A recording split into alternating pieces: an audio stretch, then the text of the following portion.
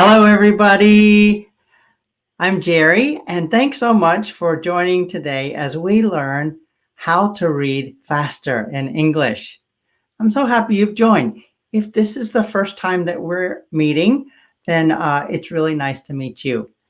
My name's Jerry, and we are going to talk about how to read English faster today. I think this would be a helpful lesson for many students. In fact, just last week during a Zoom talk, there was a student who talked about, can you share with me some ideas about how to read faster? So I decided to do that. Thanks so much for the question, and let's go ahead and dive in. But just before we do, go ahead and write down in the comment here where you're watching from. What's your home country? And even hometown, if you can share that, that would be great. Love to know where you're watching from today. And also encourage you to stay to the end because I want to share some special links with you about where you can learn more. So let's go ahead and get started today with how to read faster in English. So first of all, let me say a few disclaimers, I guess you could say. The first disclaimer I want to comment on is that being a slow reader does not mean that you are a bad reader. Being slow or being fast is not an evaluation of how good you are. It's important to understand what you read. That's far more important. So don't think that you are a bad reader if you read slowly. Also, I want you to remember that it's not necessary to read everything fast. There are some things that you want to learn to read fast, but other things you might want to slow down and take it in gradually. But it's not necessary to read everything fast. And I want you to understand that what you read with understanding is the most important. If you understand what you have read, that's much more important than how fast you can read. Now, there are some reasons why you want to read faster. Let me share some ideas that I often hear, but also let me ask you this question. Why do you want to read faster? Is it possibly because you're interested in reading many more books? Just like me, I sometimes order books from Amazon and they come, they're delivered to my home, and I start to read, and then the next book comes. And I don't always finish every book that I get, but it's very enjoyable to read. Maybe for you, it's the first reason. You're interested in reading many books. Maybe you need to learn to read faster because when you take a test, a reading test, you need to finish the test before the time is over. Perhaps this is the reason that you need to learn to read faster. Or let me share with you a little bit about the university experience. Many classes in the university require you to read very, very much. It's not uncommon to be asked by your professor to read 30, 50, even 100 pages from a book in just a few days of class. University classes ask you to read a lot. And so in this case, you might want to have more free time after class to after you finish your assignments, to enjoy your life, to go exercise, to spend time with friends. So can you share with me in the chat box here, what is your reason for wanting to read faster? Why do you want to read faster? And it's okay if you just write 1, 2, or 3. I'd like to know. Share with me what your reason is. Okay, now let's talk a little bit about where I'm getting the information from today. I'd like to introduce you to a man named Tim Ferriss. And Tim Ferriss is an amazing person, and I admire him very much. In fact, the book that I want to recommend is called The 4-Hour Work Week. This is one of Tim Ferriss's books, and you might be deceived by the title. It doesn't necessarily mean that you only have to work for 4 hours every week, but this book is an amazing book. It's so good, and it shares many ways to be more efficient with your time and more productive in your work. I really like this book, and Tim Ferriss wrote this a few years back. He has written other books too, Tribe of Mentors, Tools of Titans. Along the same 4-hour week theme, he's written The 4-Hour Chef, The 4-Hour Body. He's just a fantastic writer. Has written a lot of blog posts over the years. And I also enjoy listening to his podcasts. He has a long-form podcast where he interviews some really famous people, digs into some deep discussions on the Tim Ferriss Show. So if you're looking for a good podcast to listen to, I'd recommend Tim Ferriss Show podcast. So Tim Ferriss is an excellent communicator and intelligent about this concept of reading faster. And I'd like to share with you the principles that I learned from him. First of all, let's take a look at this step 1. Step 1 is measure your words per minute, WPM. Measure your words per minute. Now, how do you do this? So what you probably want to do is open your book to any page. Basically, you want to have a book with just a normal page, not pictures, not graphs, but just a normal page. And the first thing that you want to do in your book is look at how many words are on the first line. Just count them. Here, 1, 2, 3, 4, 5, 6, 7, 8, 9, 10, 11, 12. So 12 words in the first line. So in this page, that's probably an average. There's probably about 10 to 12 words per line. The next thing you want to do is look at how many lines are on the page. So you can count 1, 2, 3, 4, 5, and count how many lines are on the page. So with the number of words on each line, multiply times the number of lines on the page, and you'll get an average number of words for each page. Then, in order to measure how many words you can read per minute, you want to set your time, for example, for 1 minute, and you want to start reading. And you just read at your own normal pace. Don't try to read fast. Don't try to read slow. Don't try to read every word. Try to read as you normally would. And when that 1 minute timer is finished, put a mark at where you reached on the page. Because you know about how many words are in each line and how many lines you read to, you can multiply that number of words times the number of lines that you read to in 1 minute. And perhaps if you are an average reader, 12 words by, say, for example, 12 lines would be 144 words per minute. Perhaps you are much faster. Maybe you go to 288 words per minute. But the first step is to measure how many words is your normal words per minute. Now, after you've taken that step, the next step is to understand how your eyes work. Now, if you look at this picture here, I want you to look in the center of the picture and find the green crayon. Just focus in on the green crayon. Don't look around, but just focus only on the green crayon. Now, let me ask you, while you're looking at that green crayon, do you see that there are some orange and red crayons off to the side? And there are some brown, gray, black, and white off to the other side? This is important to understand because your eyes can focus on one point, but also see some things to the side. This is called peripheral vision. This will be an important thing to understand in order to read faster.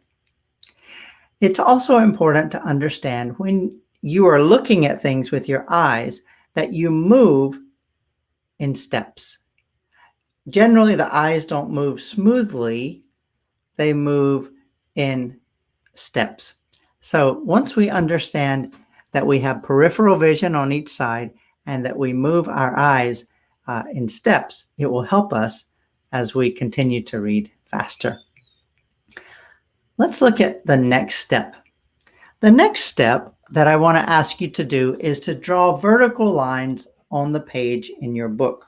So, for example, if we take a look at this page in this book that Tim wrote, then you can see here that I have put a line down the side of the page. And I've also put another line down this side of the page. And I did about one word in from the edge. It's okay to start with about one word away from the edge. Oh, good morning. I see some comments from here. It's nice to see all of you. Welcome. If you didn't join at the very beginning, then you can certainly watch the video later. I will post it for you. Now, why is it important to put lines on the page of your book? The reason for this is that you have peripheral vision and you can see to the side. You will begin to realize that you can focus more toward the center part of the page and still see the edges of the page. After you have drawn your vertical lines on your page, then I want you to set a pace for yourself. Now, how should you do this? According to Tim Ferriss, he said, try using your finger. It's also perfectly fine to use a pencil or a pen. And so you want to pace yourself. Think of it like this. 1, 2, 3, 1, 2, 3, 1, 2, 3, 1, 2, 3, 1, 2, 3. Of course, that's a little faster than normal, but the idea is that you use your pencil or your finger to help your eyes focus. And you want to read groups of words. You don't want to read one word at a time. The slowest readers only read one word at a time. Now, let me say a couple comments about pacing yourself and reading faster. When you start, it will feel a little funny. You might even think, oh no, Mr. Jerry, why do you want me to put my finger on the page? That's like a child. Actually, don't worry about that feeling.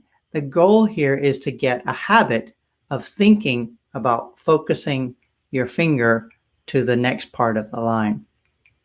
And when you set that pace, think of it in a rhythm so that you can develop a speed. So remember, we've talked about in the first step, you measure how many words per minute is your average.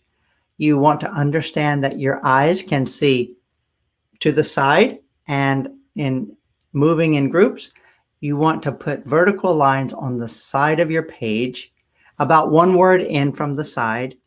And later, you might try moving 2 words in to shorten and narrow that space that you focus on.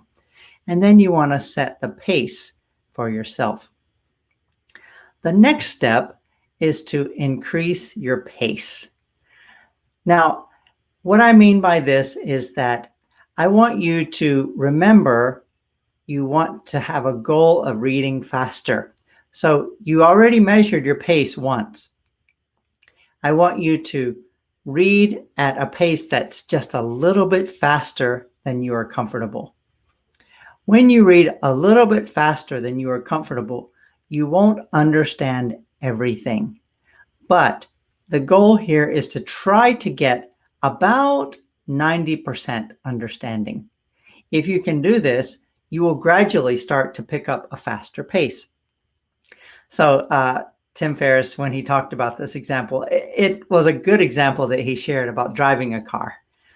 He talked about going to a place where the speed limit was 80 miles per hour, which is really fast if you're used to driving 55 around town or even slower.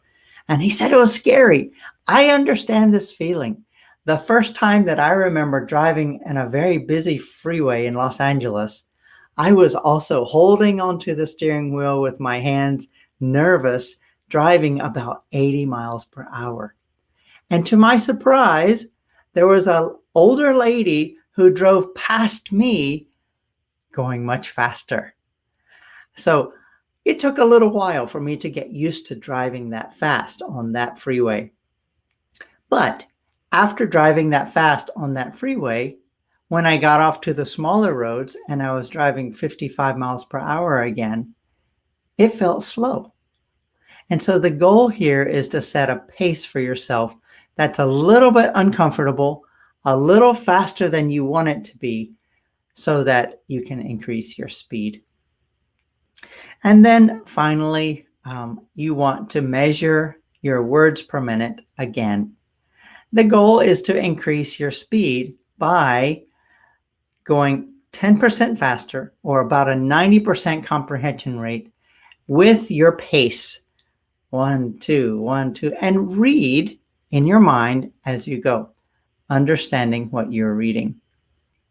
These 6 steps really helped me when I wanted to increase my reading speed, and I hope it will also help you. So when we think about this, let me refer again to Tim Ferriss, an incredible person. And not only is he great at teaching reading, he's also great with languages. He also spent some time in Japan when he was young, speaks Japanese so well, and I've always admired his language learning skills. Since then, he has learned many phrases and how to get around in other languages, Spanish, Chinese, some of the European languages. Incredible person. And so I recommend that you take a look at his YouTube video when you have time as well, called How to Speed Read. And you can see there's a link there. You'll also find that link in the show notes. He is a high-level thinker, and so some of the parts of that video may be hard to understand, but I have summarized his technique for you. And I also recommend the book that he wrote, The 4-Hour Workweek. So when you have a chance, I hope that you will read the book, but you will, even more than that, you will pick up the speed in your reading. So to review and ask a question before we finish today, I want to ask you, what tips do you recommend to your friends when they ask you that question? How can I read faster? What tips do you recommend to your friends to learn and improve their English? What skills? Share that with me in the chat, or write it in the comments below. I'd like to know what tips you understand as very important for improving your English. Okay, great. That's great. There are some excellent tips, and I know that since you have a desire to improve your English, you also have some great ideas about how to do that. What would you tell your friend if they ask how to improve their English? All right. And then just to review one more time those 6 points. Measure the words per minute for your normal reading speed. Understand how your eyes work. Draw vertical lines on the page of your book. Set a pace for yourself. Then increase that pace so that you have about 90% comprehension. And then measure your words per minute again. I really believe that when you get to step 6, you will see that your words per minute number is higher. And it does take time to practice this technique. I think that you should think about several weeks of practicing this technique, even with your finger on the page, so that you can focus. If you do this, you will see an incredible increase in your reading speed. So I hope that was helpful for you. Are there any questions in the chat? Let's take a look here and see. Great. I'm so glad that you joined here today. Great, excellent. So whenever we have questions, I'd be happy to share answers with Learning English with you. You can leave them in the comments below. You can also send me messages. And I would be honored to have you subscribe to this channel and learn more with me if you haven't done that already. Okay, and as we close our live today, thanks so much for learning English with Mr. Jerry. If you haven't subscribed to this channel yet, then I would be very honored for you to do that. Please do join and learn with me each week as I share videos. If you are an Instagram person, then I hope you'll also check out the Instagram page, Learn English with Mr. Jerry, and we can connect more. So thanks so much for joining today. And from now on, we're going to keep learning English and improving our skills. Thanks so much for joining. I look forward to seeing you next time. Bye for now.